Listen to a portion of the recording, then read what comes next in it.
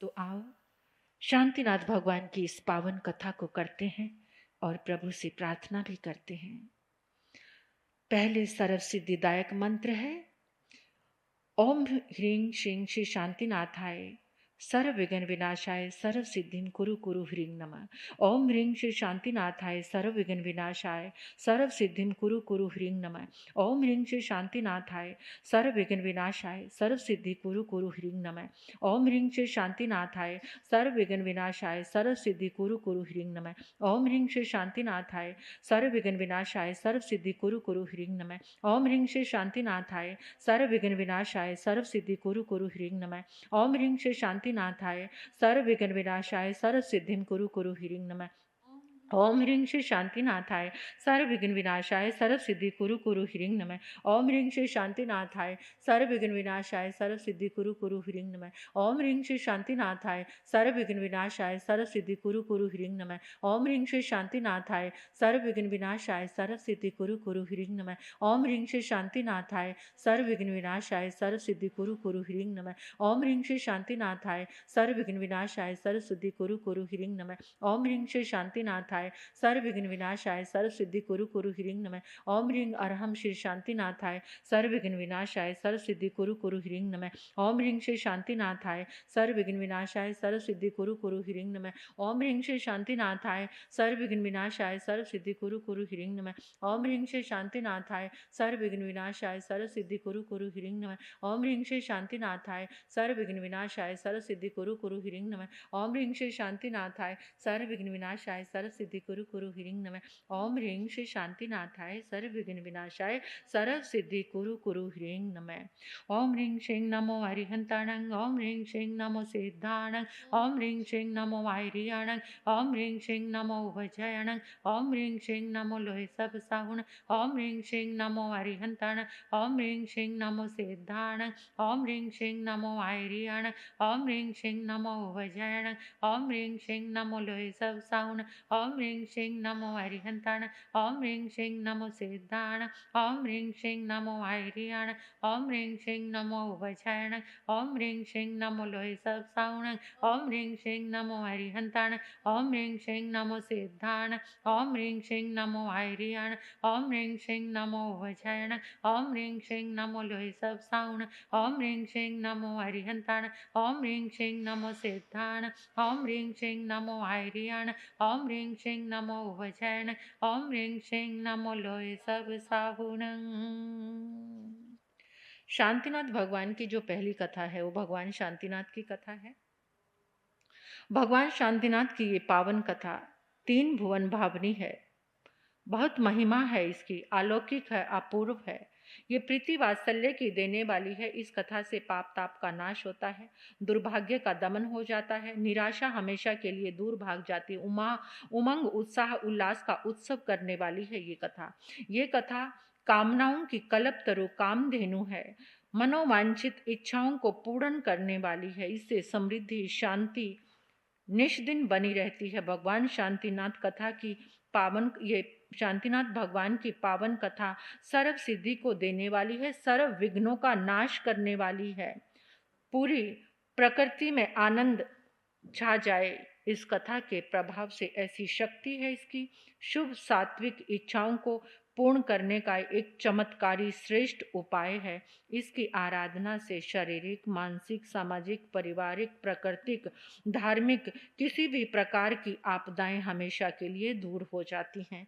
आवश्यकता आविष्कार की जननी है। कहते हैं कि जब आवश्यकता मनुष्य की होती है तो वो कोई खोज जरूर करता है, और खोज करता है तो वो किसी न किसी चीज़ का निर्माण कर ही लेता है। इसी नियम से जब किसी देश को किसी काल विशेष में जिस बात की आवश्यकता होती है उसके लिए सारे देश के लोग मिलकर एक प्रबल भावना से जब प्रार्थना करते हैं तो उन सब प्राणियों की उस एकमात्र प्रार्थना से सारे कार्य सिद्ध हो जाते हैं। प्रार्थना परमात्मा के पास जरूर पहुंचती है। काल चक्र के चौथे आर्य का नियम है कि उस समय अबाल वृद्ध नर नारियों की एक मांग, एक प्रबल लालसा और सम्मिलित भावनाओं की सुदर्श शक्ति से एक महान शक्तिशाली जीव देवलोक से चलकर यहाँ अवश्य आते हैं। ये बात उस समय की है जिस समय उस काल में पशु बलि नर मेघ यज्ञों की भारी धूम मची हुई थी। मूक अबोध प्राणियों की पत्थर तक को पिघलाने देने वाली आहों से वातावरण का कण कण शोक ताप गलाने की सांसें ले रहा था। जब सारी भूमि ने बलिदानों के बहते खून से एक लाल चादर ओढ़ ली थी, उस अन्याय और अत्याचार का जड़मूल से उच्छेदन करने के लिए भगवान महावीर इस धरती पर आए थे। ऐसे ही आज से असंख्य हजारों वर्षों पहले जब भारत भूमि में 15वें तीर्थंकर भगवान मोक्ष धाम को सिधार गए थे, तब हस्तिनापुर और उसके पड़ोस के भूभाग में महामारी का आतंक फैला हुआ था। उस देश के भूभाग में जहां कहीं भी निकल कर देखा जाता तो यही दिखाई पड़ता था कि लाशें जंगलों की ओर ढो ढो कर ले जाई जा रही। मृत्यु संख्या जब हद से अधिक बढ़ गई तो लोगों को जलाने की जगह भी नहीं मिली। वो मुर्दों को यूं ही जंगलों में फेंक कर आने लगे।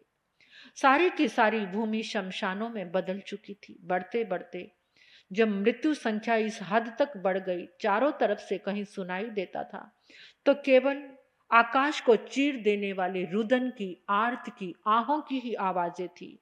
सारी प्रजा भयभीत होकर, त्रस्त होकर त्राही त्राही, बचाओ बचाओ, कोई तो बचाओ, यही पुकार मचा रही थी। सभी ने एक मत होकर एक हृदय से उस पतितो पावन परमात्मा को पुकारा, अभ्यर्थनाएं की, प्रार्थना की।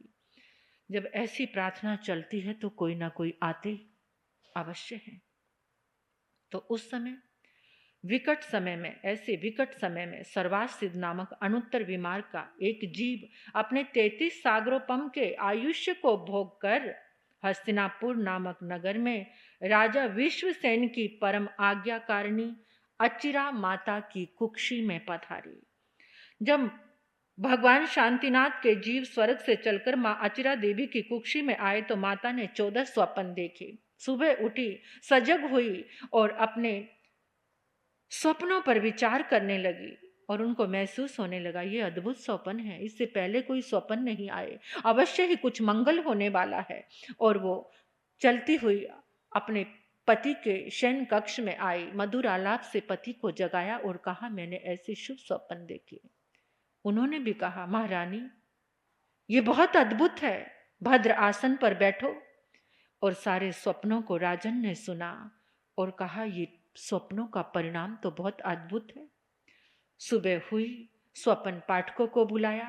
स्वप्न पाठक आए और कहने लगे महारानी ने बहुत अद्भुत स्वप्न देखे हैं। इन स्वप्नों का यही फल होगा कि आपके घर को पावन करने के लिए, उस पूरी सृष्टि को पावन करने के लिए एक बहुत ही अद्भुत जो धर्म की स्थापना करेगा ऐसे पुत्र का जन्म होगा। ऐसे महारानी और राजा का हृदय हर्ष के मारे बासों उछल पड़ा। उन्होंने स्वप्न पाठकों को उचित उपहार दिए और रात्रि के अवशेष समय को रानी सोई नहीं। जब कोई शुभ स्वप्न आए तो कभी सोना नहीं, उसको रात्रि में धर्म जागरण से व्यतीत करना चाहिए। महारानी अचिरा देवी सोई नहीं बल्कि धर्म चिंतन में, वीर लोक पावक कथाओं में, स्तुति में अपनी पूरी रात्रि को बिताया और अपने गर्भ का भी पालन वो शास्त्रों के नियमानुसार संगोपांग रूप से करने लगी। जैसे ही इस महान आत्मा का गर्भ में आगमन हुआ, महामारी को क्षय रोग लग गया और उस दिन तो उस महामारी का सर्वनाश हो गया जिस समय वो गर्भ से बाहर आए।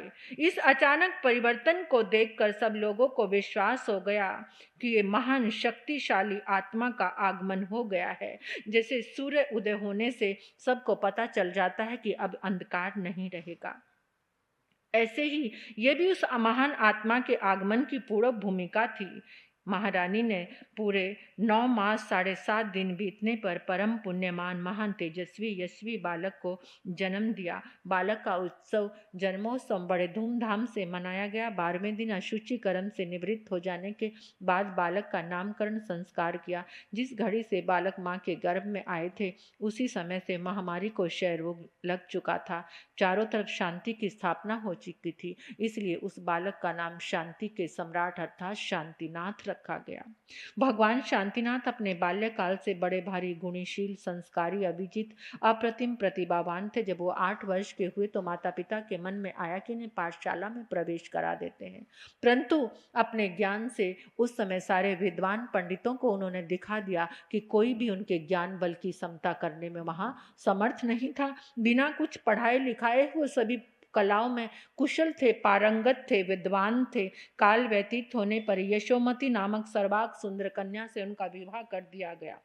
आपको अपने राज्य में 9 निधान 14 रत्नों की प्राप्ति हुई, यानी शांतिनाथ भगवान तीर्थंकर भी और चक्रवर्ती भी दोनों पदवियों को लेकर प्रकट हुए थे। ऐसे कई दिन सुख पूर्वक बीत गए। एक बार उनकी पत्नी ने मुंह में चक्र रत्न उपजाने का स्वप्न देखा।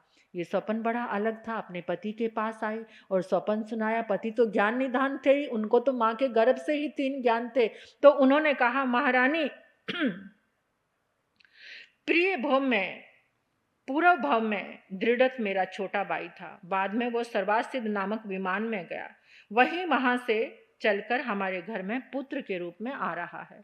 उसी दृढ़ रथ के समय में मैं भी पूर्व महाविद्य की सितोदा नदी के उत्तर में 8वीं पुष्प कलावती नामक विजय की पुंडरकनी नगरी में मेघरथ नाम का राजा था। एक बार मेरे सत्य की प्रशंसा शक्रेंद्र ने अपनी देव सभा में की। सब जगह एक जैसे व्यक्ति विद्यमान नहीं होते, वहां भी 2 देव ऐसे निकलाए जिनको मेरी प्रशंसा कोरी निकली, कल्पना निकली लगी। तो उन्होंने कहा कि हम जाकर परीक्षा करके देखते हैं। उन्होंने मेरी सत्यता की परीक्षा का विचार करके एक ने कबूतर का रूप बनाया और एक ने बाज का रूप बनाया। कबूतर आकर मेरी गोद में बैठ गया। कुछ ही क्षणों बाद बाज रूपधारी देव लपकता हुआ आया और आकर कहने, राजन, ये अधिकार तुम्हें किसने दिया कि मेरे भोजन को लुका छिपाकर अपनी गोद में रख के बैठे हो? दो मेरा भोजन, मुझे तुरंत वापस दो। मैंने कहा, इसे छोड़ा कैसे जा सकता है? शरण में आए हुए को अनाथ बनाकर मौत के पंजे में छोड़ देना तो कायरों का काम है। क्षत्रिय का धर्म तो यही है कि अपने शरण में आए हुए की रक्षा करे। मैं ये कबूतर तुम्हें नहीं दे सकता, तो फिर मैं क्या भूखा मर जाऊं? ये ना सही, अपने शरीर का मांस काट कर मुझे दे दो, इसी से मेरी भूख मिट जाएगी। हाँ, तुम्हारा ये उपाय बहुत अच्छा है, ऐसा मैं खुशी खुशी करूंगा। और उन्होंने तराजू, बाट और छुरी मंगवाई। जैसे ही उनके कुटुंबीजनों को पता चला, सब इकट्ठे होकर आ गए। ये क्या करने जा रहे, ये क्या पागलपन है? नहीं, मैं इस कबूतर की रक्षा जरूर करूंगा। और वो अपने संकल्प से जरा भी विचलित नहीं हुए। छुरी से अपनी जंघा का मांस काटा और तराजू के पलड़े में रख दिया और एक पलड़े में कबूतर को रख दिया। लेकिन कबूतर का भार ज्यादा। फिर और मांस काटा और पलड़े में रखा, फिर भी कबूतर भारी, क्योंकि वो तो माया थी देव की।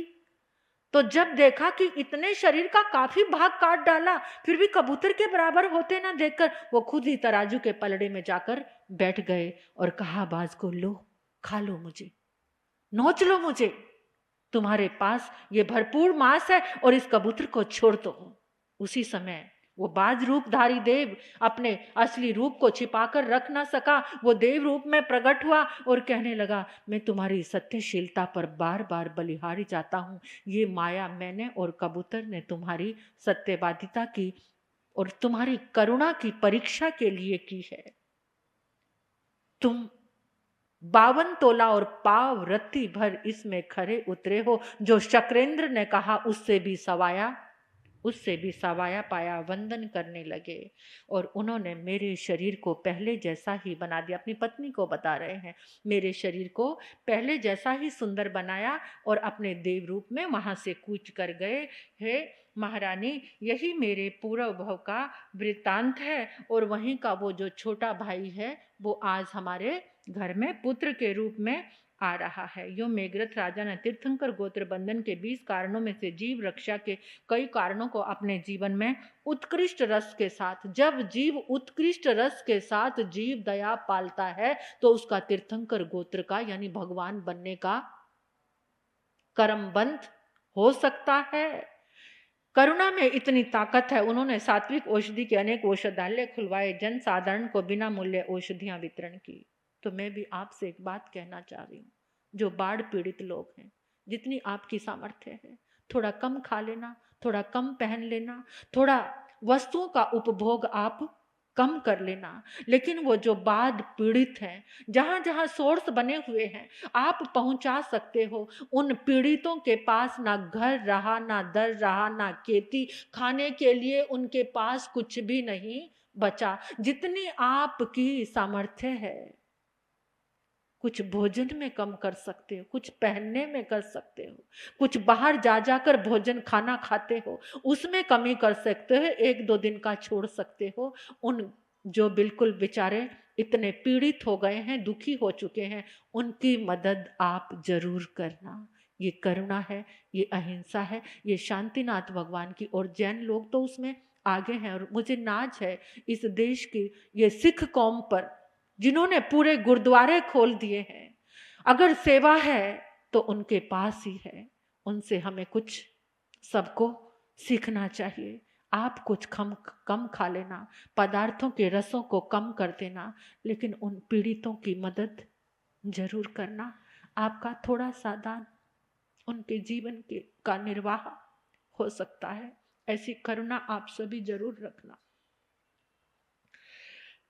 तो राजा मेघरत ने भी, उन्होंने बिना मूल्य के इतनी औषधियां वितरण की। इस जगत के दीन दुखी, रोग शोक, चिंताग्रस्त, लंगड़े लूले बहरे अंधे, कितने ही लोग असाध्य रोगों से पीड़ित होकर अपने कर्मों के जाल में फंस कर कितने दुखों को भोग रहे हैं। ऐसे प्राणी हमारे लिए कृपा के पात्र हैं। उनकी सेवा शुश्रूषा और उनका ध्यान रखने वाले जीवों को बहुत लाभ मिलता है। उनका जीवन नंदन वन के जैसे सुख से लहलाने लग जाता है। आपदाएं टल जाती हैं। इनको खिलाने पिलाने सेवा देने से हमारे जीवन में खुशी का आगमन होता है। राजा मेघरत ने अनेक प्रकार की पाठशालाएं, गुरुकुल, विद्यालय, महाविद्यालय, शिक्षण संस्थाओं का निर्माण किया। लोगों को ज्ञान से संपन्न बनाया, अज्ञान के अंधकार को मिटाया। यानी अहिंसा धर्म का उन्होंने खूब प्रचार प्रसार किया। ये तो आप भली भांति समझ सकते हैं कि वे स्वयं दीक्षित बने, केवली बने, तीर्थंकर बने, अहिंसा के प्रवर्तक बने। अपने प्राणों का मोह त्याग कर उन्होंने परायों के प्राणों को बचाने के लिए कभी भी वो विलंब नहीं करते थे। इस प्रकार जो अनाथ थे, अनाश्रित थे, उनको भी उन्होंने भरपूर सुविधाएं जुटाई। उनके यहाँ कोई भूखा नहीं रह पाता था राज्य में। सधर्मी गरीब बंधुओं के लिए उन्होंने अनेकों प्रकार के आश्रम, पोषद शाला, स्थानक बनवाए, सामायिक भवन बनवाए, प्रतिक्रमण भवन बनाए, जहाँ समय समय पर जाकर लोग भोजन भी करते थे और धर्म ध्यान की आराधना भी करते थे। राज्य की संपूर्ण अनाथ निराश्रित विधवा माताओं के लिए भी उन्होंने अनेकों तरह के आश्रम बनवाए। नवकार महामंत्र का वो मन चाहा जब जाप करते थे, साधना करते थे। इतना ही नहीं, मेघरत राजा ने अनेक सामायिक भवन बनवा दिए, जिससे समय समय पर सभी लोग सामायिक प्रतिक्रमण करके धार्मिक क्रियाएं करते थे। पुण्य के जितने भी कार्य हो सकते थे सबको उन्होंने क्रियान्वित किया। उनके इस पुण्य तथा धर्म प्रचार के कार्यों को देखकर उनकी आलोचना करने वाले लोग भी उनकी सराहना करने लग जाते थे। ऐसे अनेकों वर्षों तक न्याय नीति पूर्वक 20 बोलों की आराधना करके तीर्थंकर पद पुण्य होने का उपार्जन किया। और वही जीव, मेघरत राजा का जीव, सर्वास सिद्ध नामक विमान से उत्पन्न होकर यहाँ प्रभु शांतिनाथ भगवान के रूप में आए। इन्हीं शांतिनाथ भगवान ने लोक कल्याण के लिए 6 खंडों के राज्य का परित्याग किया, दीक्षा धारण की, तीर्थ की स्थापना की। 4 तीर्थ की स्थापना से मानव मात्र का, सभी जीवों का कल्याण किया। और अंत में एक दिन ज्येष्ठ कृष्ण त्रयोदशी को अपने शेष 4 आघाती कर्मों का जड़मूल से उच्छेदन करके शांतिनाथ भगवान मोक्ष धाम को सिधार गए। बोलिए श्री शांतिनाथ भगवान की। इनका शांतिनाथ नाम रखने का स्पष्टीकरण तो हम ऊपर अच्छी तरह से पढ़ सुन आए हैं। इनका नाम सच्चा सचमुच में बड़ा उत्तम हृदयग्राही मांगलिक है। प्रातःकाल जो भी शांतिनाथ भगवान का जाप करता है उसके घर में शांति रहती है, जीवन में शांति रहती है। भगवान शांतिनाथ प्रभु की ये पावन कथा महान मंगलमयी है, आनंद प्रदायनी है। जहाँ भी इसका पठन पाठन मनन होता है, निश्चय पूर्वक शांति का संचार हो जाता है। इस कथा के करने कराने से धन जन वैभव की अभिवृद्धि होती, परंतु होनी चाहिए शुद्ध सात्विक श्रद्धा, अटल विश्वास तथा प्रेम के साथ। इससे निर्धन धनवान हो जाते हैं, जिनके पुत्र नहीं होता पुत्र मिल जाता है, जिसके पास बल नहीं होता बल मिलता है, जो रोगी होते हैं वो ठीक हो जाते हैं। इसके नित्य पठन पाठन से भूत प्रेत पिशाच डाकनी शाकनी वाण व्यंत्र की आदि बाधाएं भी दूर हो जाती हैं। अधिक क्या, शांतिनाथ भगवान की ये पावन कथा सारे तापों का नाश करके जीवन में मंगल करने वाली है। बोलिए श्री शांतिनाथ भगवान ने की। दूसरी कथा एक सेठ की है जिसके यहाँ संतान नहीं थी। संतों के प्रभाव से उनको भगवान शांतिनाथ कथा की पावन पुस्तक मिलती है, प्रेरणा मिलती है, तो वो शांतिनाथ भगवान की कथा करते हैं और उनके यहाँ संतान उत्पत्ति होती है। तो उनके घर में भी अनेकों तरह की खुशियाँ आती हैं। सेठ भी, आपको एक बात हमेशा समझ आएगी कि जिसको भी कुछ मिला वो त्यागने में जरा भी विलम्ब नहीं करता था, उसको बांटने में। यानी जो मिला है अगर आप उसको बांटते हैं तो वो बढ़ता ही चला जाता है। थोड़ा है थोड़ा बांटो, ज़्यादा है ज़्यादा बांटो, लेकिन बांटने का त्यागने का भाव रखना बहुत जरूरी है। तो सेठ के यहाँ पर पुत्र हुआ और सेठ ने भी उस खुशी में अनेकों गरीबों को दान दिया। तीसरी कथा एक भोपाल की है, बहुत गरीब था, उसको विभूति विजय संत का शरणा मिला और उसने अपनी गरीबी का बखान किया कि ये जीवन बेकार है। उन्होंने कहा जीवन से निराश होने की जरूरत नहीं, हमारे पास बहुत बड़ी औषधि है शांतिनाथ भगवान के कथा के रूप में, तुम भगवान शांतिनाथ की कथा कराओ। उसने भगवान शांतिनाथ की कथा कराई और वो भोपाल जो गवाल था वो बात की बात में राजा बन गया। क्योंकि नगरी का राजा मर चुका था, उसका संस्कार तभी करना था जब किसी को राजा बनाया जाता। तो उन्होंने अपने राज आंगन की जो पालतू हथनी थी उसको छोड़ा, सूंड में उसके जल से भरा हुआ कलश था, उसने जाकर भोपाल गवाल पर उसका अभिषेक कर दिया और सबने उसको राजा बना दिया। तो इस तरह शांतिनाथ भगवान की कथा से जो गलियों में फिर रहा था, घूम रहा था, वो बात की बात में राजा बन पड़ा। ऐसे ही एक दरिद्री और गंगपाल था, उसको प्रबुद्ध मुनि की शरण मिली। वो भी अपने जीवन से निराश हो चुका था, मरने की कोशिश करता था लेकिन मृत्यु नहीं आती थी।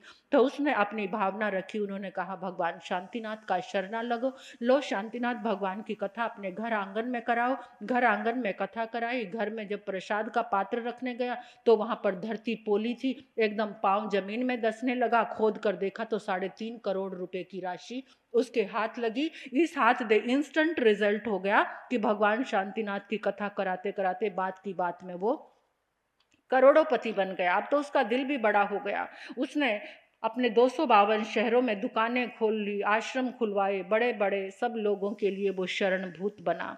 पांचवी कथा है एक सेठ की पुत्र वधू को व्यंत्री बाधा लग गई थी। सेठ ने बड़े इलाज कराए, व्यंत्री इतना परेशान करती थी कि घर के लोगों का खाना पीना हराम हो गया था। उसके शरीर में आती, फेल फूल मचाती, नाचती, सबको नोचती, बुरा हाल करती। लेकिन सेठ को कोई भी तांत्रिक मांत्रिक सब बुलाए, गंडे टोरे डाने डंडे सब किए, लेकिन कोई भी कार्य सिद्ध नहीं हुआ। अंत में एक संत की शरण मिली।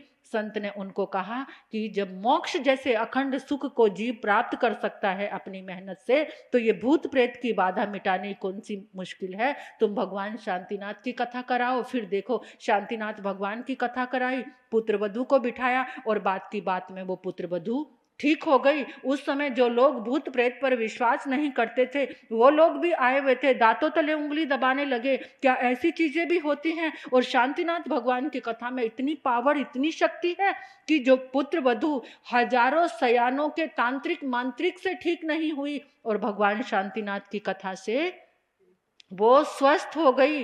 इस तरह से सबका विश्वास शांतिनाथ भगवान की कथा के प्रति हो गया और सेठ ने भी अपने द्रव्य से सबका भला कल्याण किया। वो 12 व्रती श्रावक बने। जिन्होंने भी ये जो गलियों में घूमने वाले भिखारी थे ना, गवाले थे, उन्होंने भी अंत में श्रावक के 12 व्रत ग्रहण किए थे। धर्म अंगीकार से ही जीवन का कल्याण होता है। भोग पदार्थों में तुम जितना भोग लो अंत में उसकी गति रसातल है, और जब त्याग पचखान में ये जीवात्मा आता है तो उसकी आत्मा का उत्थान और कल्याण होता है। और जो छठी कथा है एक रानी की है। राजा विजयसेन की रानी विजया थी। दोनों के विचार बिल्कुल विरोधी थे। 36 का अंक होता है। राजा को जैन मुनियों के प्रति श्रद्धा थी। एक दिन महल में ले आए, रानी ने देखा मैले कपड़े, हाथ में क्या पकड़ा हुआ है, राजमहलों का भोजन चाहिए इनको। अरे जंगल में रहकर कोई फल फूल खाकर नहीं टिक सकते थे। खरी खोटी सुना दी। जैसे ही खरी खोटी सुनाई, घृणा की, उसी समय परिणाम मिला। एकदम उसके चेहरे को बैठने लगा, आंखें बाहर निकलाई और शरीर में जगह जगह से दरारें आ गई, अधरंग का रोग हो गया, यानी उसकी काया कोयले सी काली पड़ गई। राजा ने देखा, दास दासियां भी दूर भागने लगे, क्या हो गया क्या हो गया। तो उस समय राजा कहता कि अभी चलो मुनि के पास क्षमा मांग लो, अभी मुनि की भर्त्सना की है ना, तुम्हें घृणा की है, उनको खरी खोटी सुनाई है, उसी का ये कुफल है। मुनि के पास आए, मुनि कहते, मुनि से क्षमा मांगने लगी, आपने मुझे श्राप दे दिया। वो कहते हम श्राप नहीं देते, जैसा कर्म तुमने किया उसका ये फल है, मुनि किसी को श्राप नहीं देता। तो उसी समय कहा कि इसका कोई उपाय। कहते भगवान शांतिनाथ कथा की शरण लो, शांतिनाथ भगवान की कथा कराओ। शांतिनाथ भगवान की कथा कराई, रानी एकदम स्वस्थ होने लगी और शांतिनाथ भगवान के जाप से, और वहाँ पर कुछ जल रखा, जल के छींटे से एकदम वो स्वस्थ हो गई। तो इस तरह से उनकी श्रद्धा शांतिनाथ भगवान की कथा के प्रति, सारी नगरी की काया पलट गई, सब शांतिनाथ भगवान की शरण में आए। ऐसे ही 7वीं कथा हो रही है, युवराज कनक कुमार की कथा है। युवराज कनक कुमार भी अपने दोस्तों के साथ वन में घूमने, राजकीय उद्यान था, वहाँ घूमने के लिए गया। वहाँ मुनि रुके हुए थे, मुनि को देखा तो उसे भी बड़ी नफरत आई। ये सार्वजनिक बाग है, लोग अपने दिलो दिमाग को तरोताजा करने आते हैं, और यहाँ पर ये कहाँ घूम रहे हैं, किसकी आज्ञा से ठहरे हैं, क्या मतलब है इनका यहाँ रुकने। एक गाय की पूंछ जैसी, यानी रजोहरण को, उसको लेकर इधर उधर घूम रहे हैं, निकालो इनको यहाँ से, इनका ये वेश मुझे अच्छा नहीं लग रहा। ऐसे मुनि की जैसे ही निंदा की, घृणा लेकर आया, उसी समय उसको पैरालाइज हो गया, हाथ पांव कांपने लगे, कानों से खून निकलने लग गया, दुर्गति हो गई एकदम, शरीर लड़खड़ा के जमीन पे गिर पड़ा। साथी लोगों ने उठाया और कहा, राजकुमार तुमने बहुत बड़ी गलती की है, मुनि तुमको क्या कह रहे थे, वो तो त्यागी है, वो तो तुम्हारा पुण्य उदय है कि वो इस राजकीय सार्वजनिक बाग में रुके हैं, चलो माफी मांगो तभी ठीक हो पाओगे। अब तो कातर निगाहों से हाथ जोड़कर लड़खड़ाती जबान से कहने लगा, जल्दी ले चलो मुनि के पास, जल्दी ले चलो मुनियों के पास। आया, चरण पकड़ लिए, मुझे माफ कर दो, माफ कर दो। वो कहते कि अज्ञान के वशीभूत होकर जीव बड़े से बड़े दुष्कर्म कर जाता है। साधु संतों की निंदा बैठकर क्या काम करते हैं आजकल लोग, क्या करते हैं। 4-5 लोग इकट्ठे होते हैं, साधु संतों की निंदा करने लग जाते हैं। अरे तुमसे कुछ अच्छा नहीं होता, तुम्हारे पास कोई ज्ञान है, ज्ञान है तुम्हारे पास, तुम्हें पता चल रहा है कि उनके अंदर क्या है, और तुम निंदा करते हो संतों की। और तो और आजकल तो संतों को, कुछ संतों को केवल ज्ञान हो गया है, पता क्या कहते हैं, जो माइक में बोलते हैं वो नरक में जाएंगे। केवल ज्ञान होने के बाद ही कोई डिक्लेयर कर सकता है ना। माता मरी देवी तो हाथी के ओहदे पर बैठी थी, उनको केवल ज्ञान हो गया सारे वस्त्र आभूषण पहनने के। तुम शर्मण संग के संतों को आहार बहराओगे तो नरक में जाओगे, ऐसा कौन कह रहे हैं, कोई ज्ञान गच्छ के संत। ऐसी गलत प्ररूपणा शास्त्र के विरुद्ध कि तुम उनको आहार दोगे तो नरक में, कितना बड़ा केवल ज्ञान हो गया, सारी दुनिया को भागना चाहिए उनके पास। केवल ज्ञान में उन्होंने देख लिया कि आप हमें आहार बहरा रहे हो तो नरक में जाओगे। ऐसे केवल ज्ञानी के पास रोज अपने समाधान करने जाने चाहिए। ये भगवान महावीर के शासन और पाठ पर बैठकर ऐसी गलत प्ररूपणा करने वाले की हालत क्या होगी आप सोच सकते हो। मति और श्रुत की झलक नहीं है, आज जो 5 ज्ञान है मति और श्रुत की झलक नहीं है, और डिक्लेयर कर रहे हैं ये नरक में जाएगा, ये स्वर्ग में जाएगा। क्यों भाई, कितना दिखाई देने लग गया तुम्हें, अपने ज्ञान में कितना दिखाई देने लग गया। कितनी गलत बातें हैं, कितनी गलत। धर्म का ह्रास करने वाले ऐसे ही कट्टर लोग हैं जो नहीं करना चाहिए। तो ऐसे ही राजकुमार ने माफी मांगी और कहा, फिर मुनि ने उनको धर्म बताया, श्रावक धर्म बताया, अहिंसा धर्म के बारे में बताया। उसने राजकुमार ने श्रावक धर्म अंगीकार किया, जीव अजीव को जाना, नव तत्व को जाना और कहा, प्रभु अभी जो ये कष्ट आया है इससे कैसे उभरूं। उन्होंने कहा कि ऐसा करो, शांतिनाथ भगवान की जाकर कथा करा दो। शांतिनाथ भगवान की कथा कराई और वो एकदम स्वस्थ हो गया। चारों ओर जिन धर्म का झंडा लहराने लगा, सब जिन शासन की शांतिनाथ भगवान की शरण में आ गए। तो ये शांतिनाथ भगवान की पावन कथा है। बोलिए श्री शांतिनाथ भगवान की।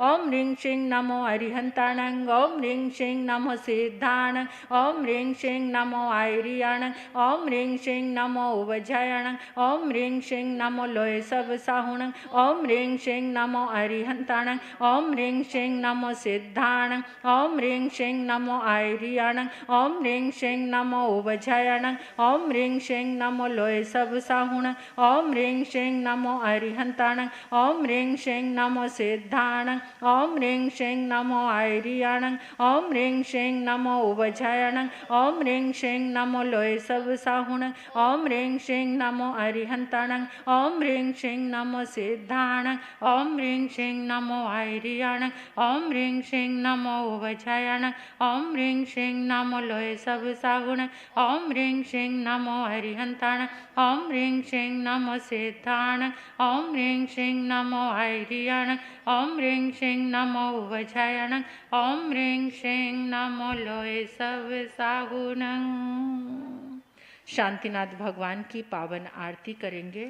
ओम जय श्री शांति प्रभो स्वामी, जय श्री शांति प्रभो, संकट मोचन करिए, संकट मोचन करिए, सुनिए विनय विभो। ओम जय श्री शांति प्रभो।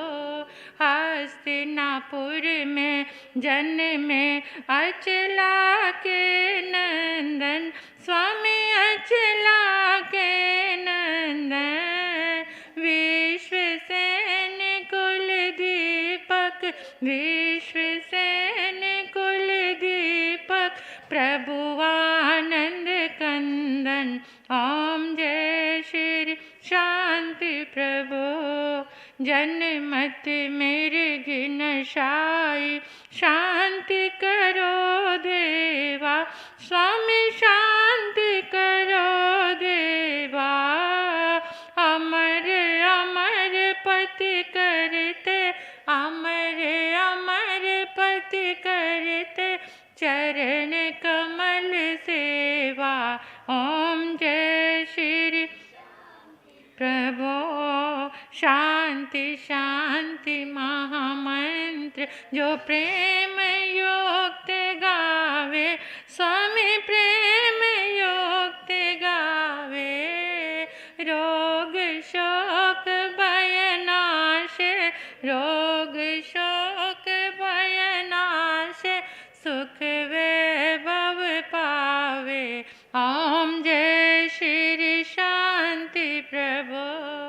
निर्भय नित्य निरंजन, जाप जपूं तेरा, स्वामी जाप जपूं तेरा।